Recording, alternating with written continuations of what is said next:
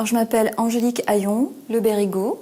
Je suis médecin de soins palliatifs. Quand j'étais petite, je sais que je voulais travailler avec des gens, avec des humains. J'ai fait mes études de médicales en fait à la faculté de Montpellier. Je voulais prendre en charge plutôt de façon globale le patient et c'est pour ça qu'en fait j'ai choisi initialement de la médecine générale. À la fin de mes études à Montpellier, en fait, je suis revenue en Nouvelle-Calédonie en 2005.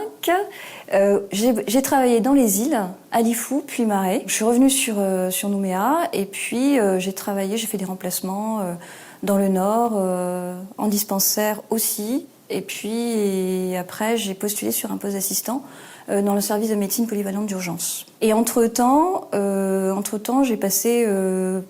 je me suis un peu spécialisée, je dirais. J'ai passé une capacité de gériatrie. Et je suis rentrée en fait à l'hôpital comme ça, avec cette étiquette en fait de gériatrie.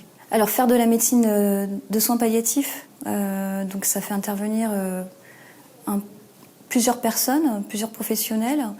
Et puis c'est une prise en charge en fait qui est globale.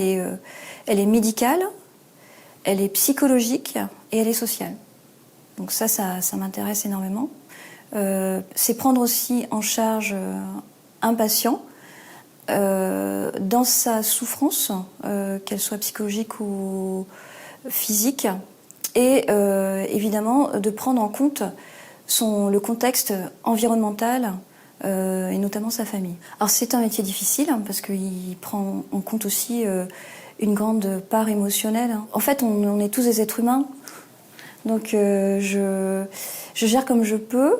Mais c'est surtout parce qu'en fait on travaille en équipe. Je pense qu'il faut avoir un équilibre de vie aussi qui permet en fait de pouvoir équilibrer, tendre en tout cas à équilibrer en fait la vie de tous les jours.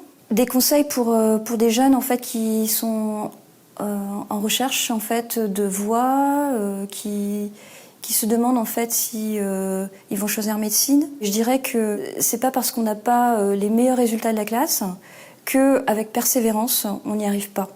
Et on est tous capables de réussir quand on a envie. Je trouve qu'on n'a pas assez de médecins calédoniens en fait en Nouvelle-Calédonie et ce serait bien de pouvoir en recruter plus et dans toutes les spécialités.